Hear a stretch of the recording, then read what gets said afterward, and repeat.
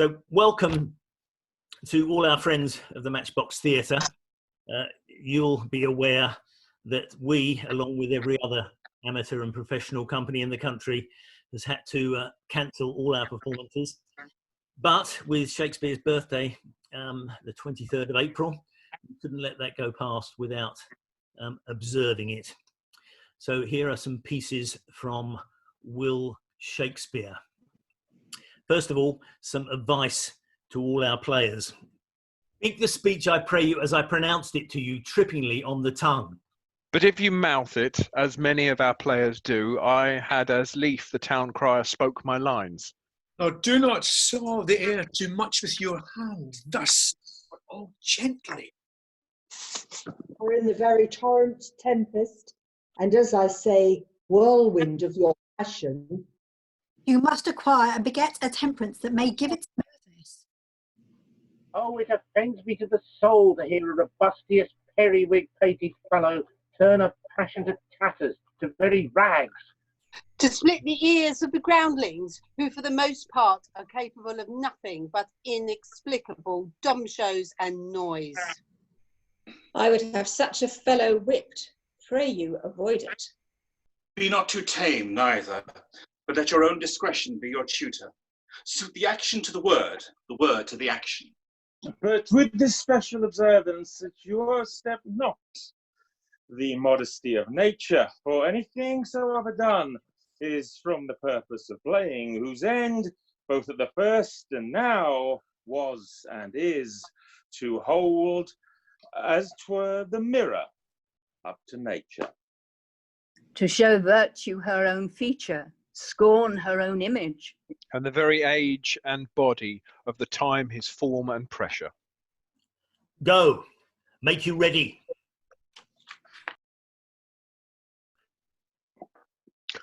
All the world's a stage, and all the men and women merely players. They have their exits and their entrances. And one man in his time plays many parts. His acts being 7 ages. At first, the infant, mewling and puking in the nurse's arms. And then the whining schoolboy with his satchel and shining morning face, creeping like snail unwillingly to school. And then the lover, Sighing like furnace, with a woeful ballad made to his mistress's eyebrow. Then a soldier, full of strange oaths and bearded like the pard. Jealous in honour, sudden and quick in quarrel, seeking the bubble reputation, even in the cannon's mouth. And then the justice, in fair round belly with good capon wine. With eyes severe and beard of formal cut. Full of wise saws and modern instances. and so he plays his part. The 6 day lifts into the lean and slippered pantaloon. With spectacles on nose and pouch on side. His youthful hose, well saved, a world too wide for his shrunk shank. And his big manly voice turning again towards childish treble. Pipes and whistles in his sound. Last scene of all, that ends this eventful history. His second childishness and mere oblivion. Sans teeth. Sans eyes. Sans taste. Sans everything.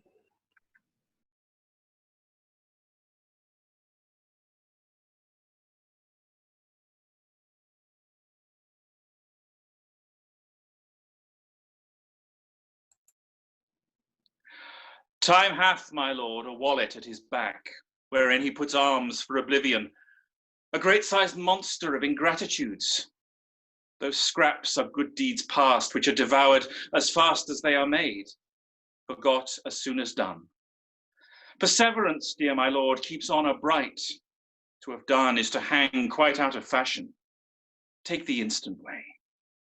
For time is like a fashionable host that slightly shakes his parting guest by the hand, and with his arms outstretched as he would fly, grasps in the comer. Welcome ever smiles, and farewell goes out sighing. Oh, let not virtue seek remuneration for the thing it was. For beauty, wit, high birth, vigour of bone, desert in service, love, friendship, charity, are subject all to envious and calumniating time. The present eye praises the present object.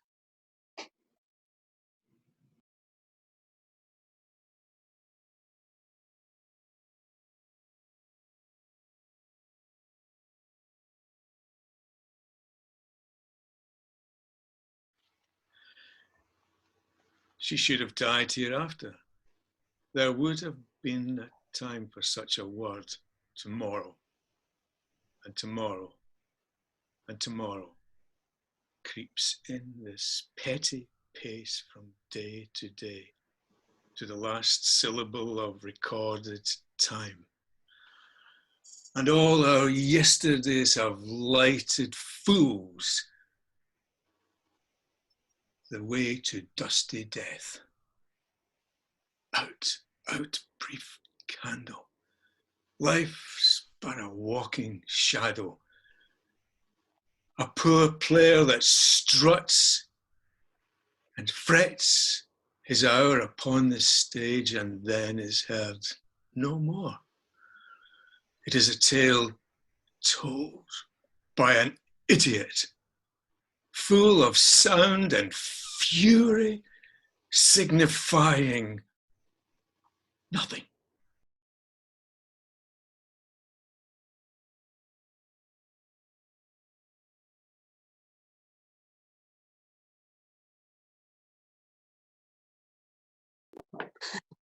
These are the forgeries of jealousy, and never since the middle summer's spring met we on hill, in dale, forest or mead. By paved fountain or by rushy brook, or in the beached margins of the sea. To dance our ringlets to the whistling wind, but with thy brows thou hast disturbed our sport. Therefore the winds, piping to us in vain, as in revenge, have sucked up from the sea contagious fogs, which fall into the land. Have every pelting river made so proud that they have overborne their continents. The ox hath therefore stretched his yoke in vain, the ploughman lost his sweat, and the green corn hath rotted ere his youth attained a beard. The fold stands empty in the drowned field, and crows are fatted with a murrain flock. The 9 men's morris is filled up with mud, and the quaint mazes in the wanton green, for lack of tread, are undistinguishable. The human mortals want their winter here. No night is now with him or carol. Therefore the moon, the governess of floods, pale in her anger, washes all the air that rheumatic diseases do abound. And thorough this distemperature, we see the seasons alter. Hoary-headed frosts fall in the fresh lap of the crimson rose. And on old Hiam's thin and icy crown, an odorous chaplet of sweet summer buds is, as in mockery set. The spring, the summer, the childling autumn, angry winter, change their wonted liveries. And the mazed world, by their increase, now knows not which is which. And this same progeny of evils comes from our debate, from our dissension. We are their parents, and original.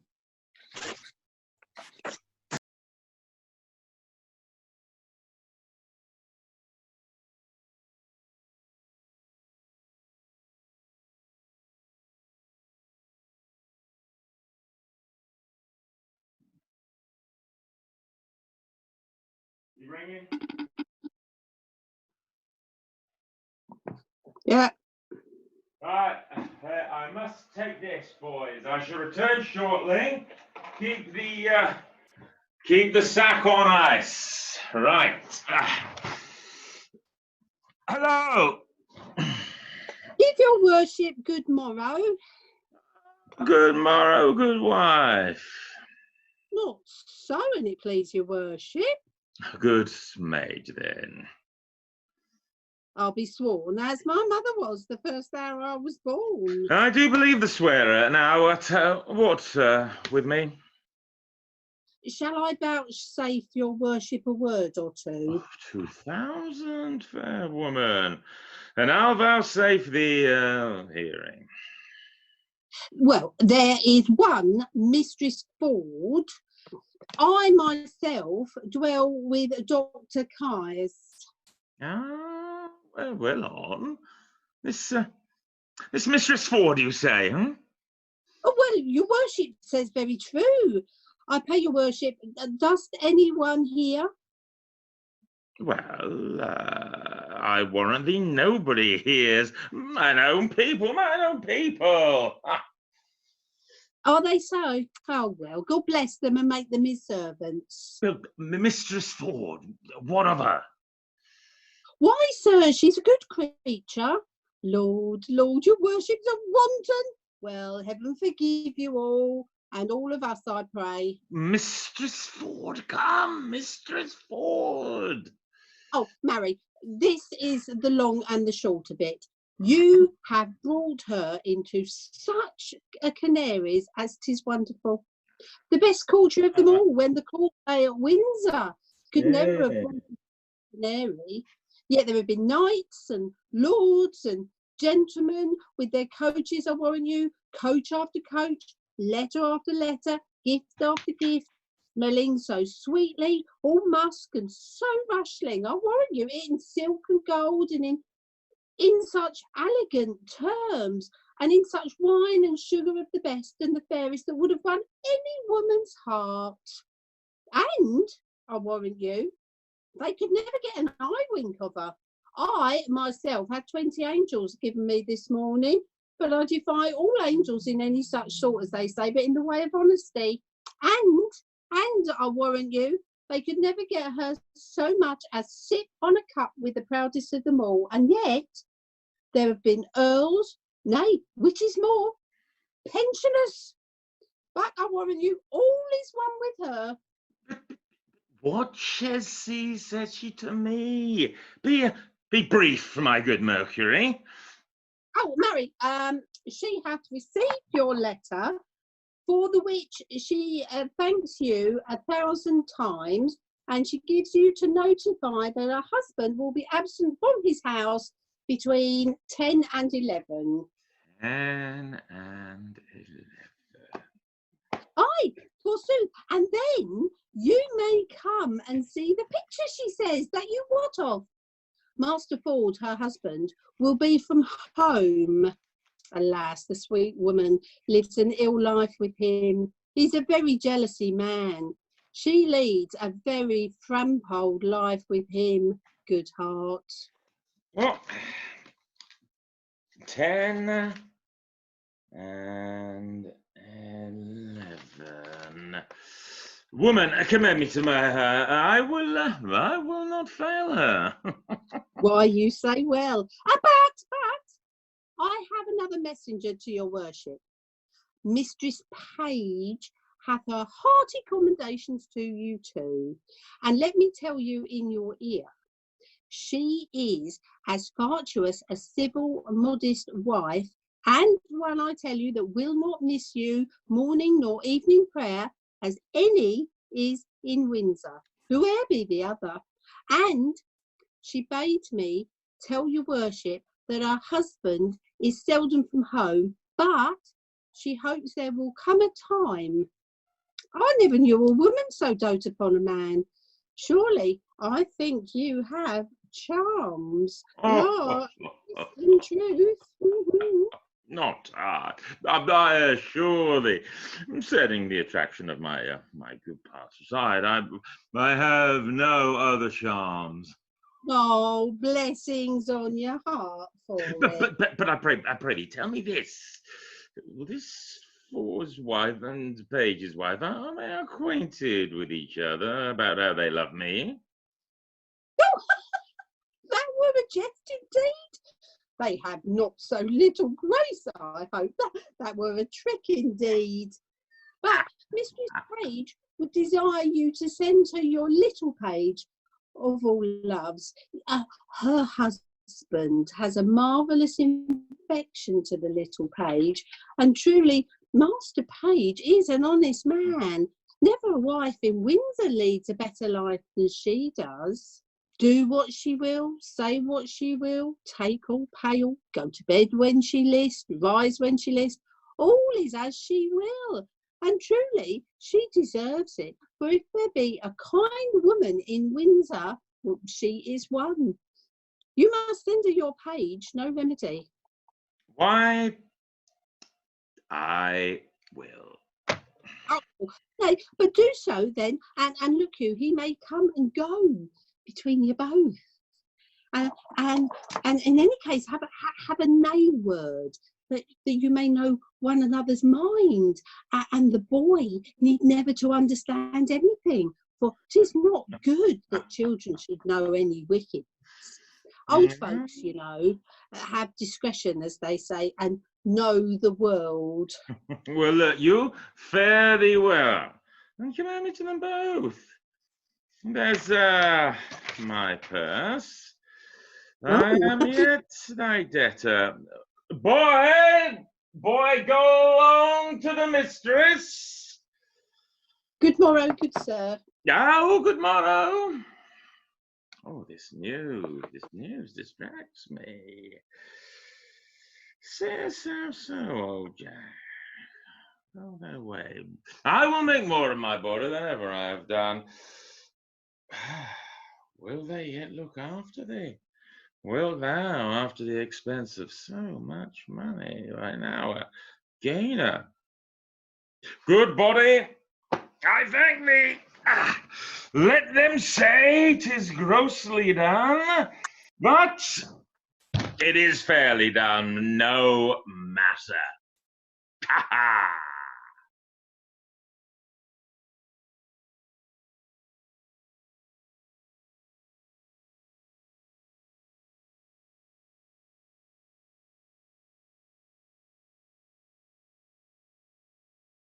Let me not to the marriage of true minds submit impediments.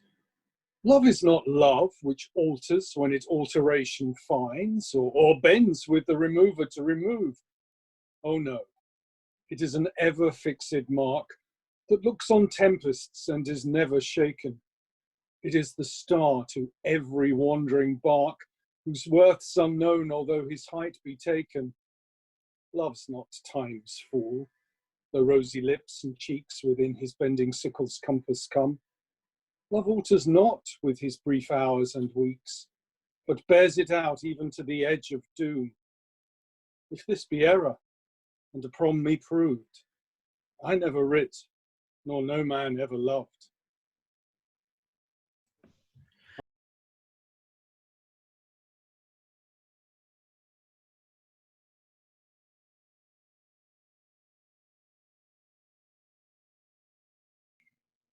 The quality of mercy is not strained. It droppeth as the gentle rain from heaven upon the place beneath. It is twice blessed. It blesseth him that gives and him that takes.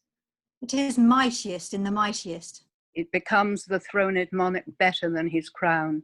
His sceptre shows the force of temporal power, the attribute to awe and majesty, wherein doth sit the dread and fear of kings. But mercy is above this sceptred sway. It is enthroned in the hearts of kings. It is an attribute to God himself, and earthly power doth then show like as God's, when mercy seasons justice.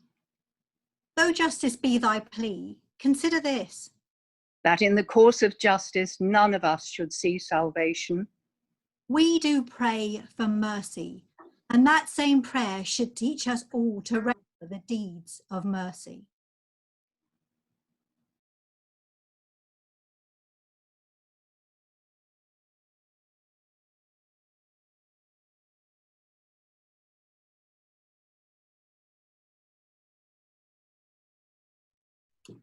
Oh, that we now had here but 1/10,000 of those men in England that do no work today.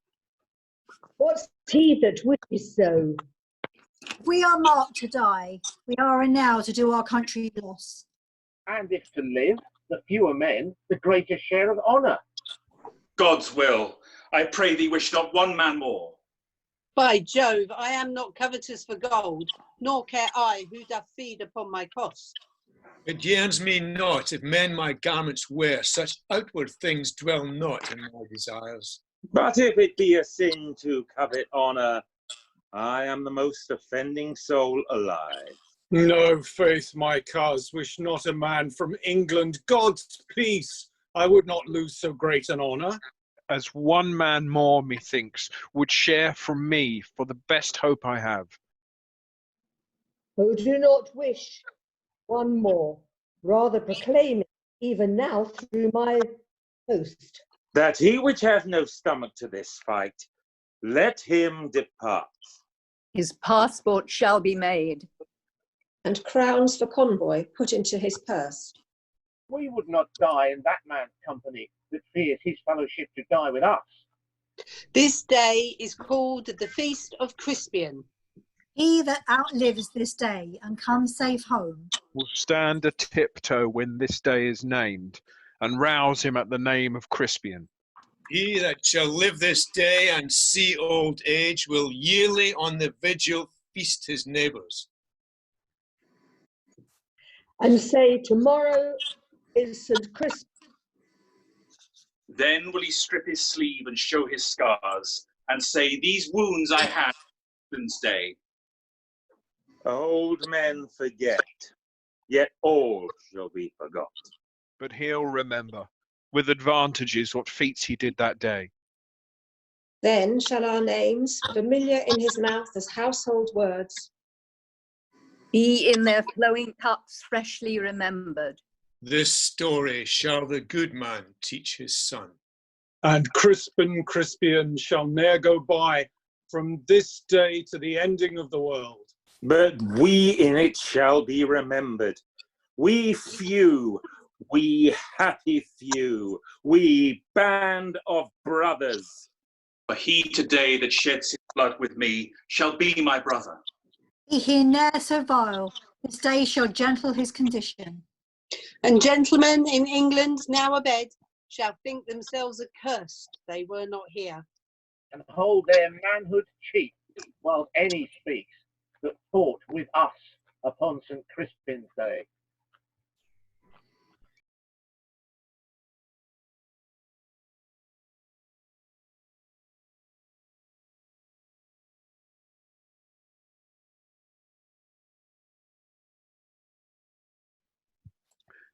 This royal throne of kings, this sceptred isle, this earth of majesty, this seat of Mars, this other Eden, demi-paradise, this fortress built by nature for herself against infection and the hand of war, this happy breed of men, this little world, this precious stone set in the silver sea, which serves it in the office of a wall or as a moat defensive to a house, against the envy of less happier lands, this blessed plot, this earth, this realm, this England.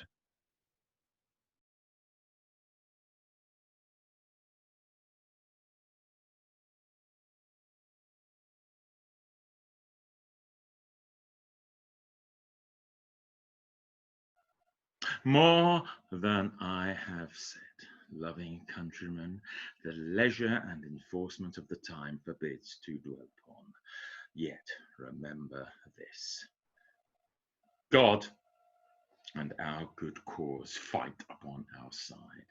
The prayers of holy saints and wronged souls, like high-reared bulwarks, stand before our faces. Richard, except those whom we fight against, had rather have us win than him they follow. For what is he they follow? Truly, gentlemen, a bloody tyrant and a homicide, one raised in blood and one in blood established. One that made means to come by what he had and slaughtered those that were the means to help him. A base foul stone, made precious by the foil of England's share, where he is falsely set. one that had ever been God's enemy. Then if you fight against God's enemy, God's will in justice ward you as soldiers. If you do swear to put a tyrant down, you sleep in peace, the tyrant being slain. If you do fight against your country's foes, your country's fat shall pay, your pains the higher. If you do fight in safeguard of your wives shall welcome home the conquerors. And if you do free your children from the sword, your children's children quit it in your age. Then, in the name of God and all these rights, advance your standards, draw your willing swords for me.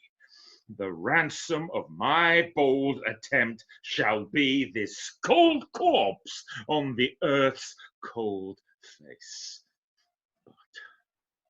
But if I thrive, the gain of my attempt, the least of you shall share this part thereof. Sound drums and trumpets boldly and cheerfully. God and St. George, Richmond and victory!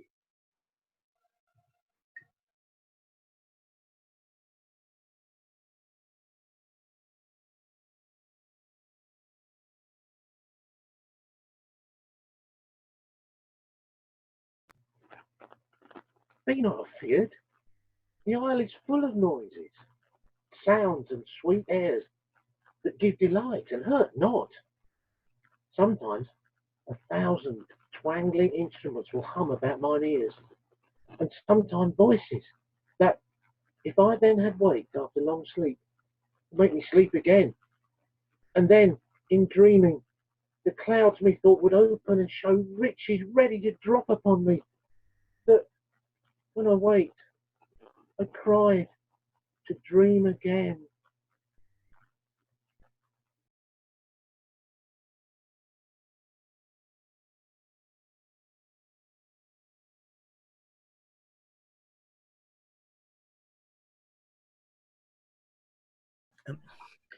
And now the Matchbox Theatre's resident GP, Dr. Kate Dyer, will be giving us some tips on hygiene and the correct way to wash your hands.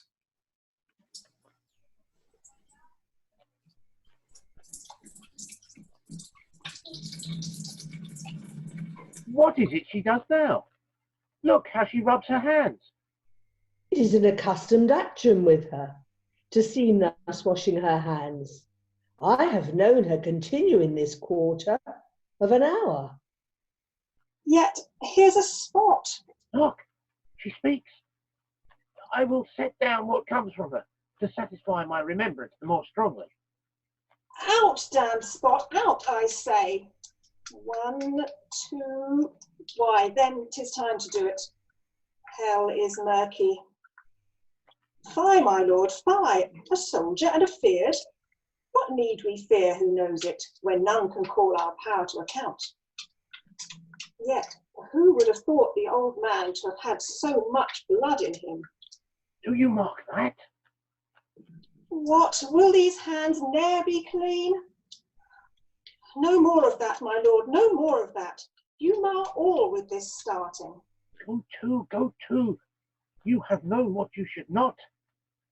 She has spoke what she should not. I am sure of that. Heaven knows what she has known. Here's the smell of the blood still.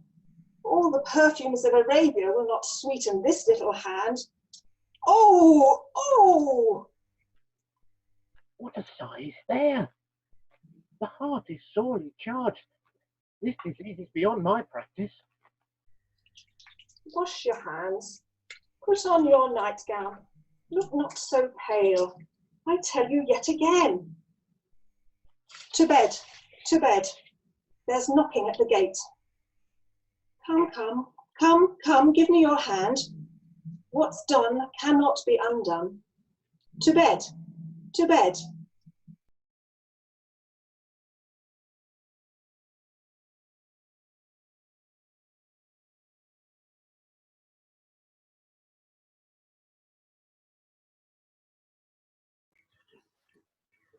Our revels now are ended.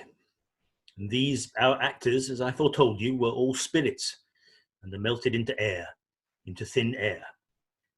And like the baseless fabric of this vision, the cloud-capped towers, the gorgeous palaces, the solemn temples, and the great globe itself, yea, all which it inherits shall dissolve, and like this insubstantial pageant faded, leave not a rack behind.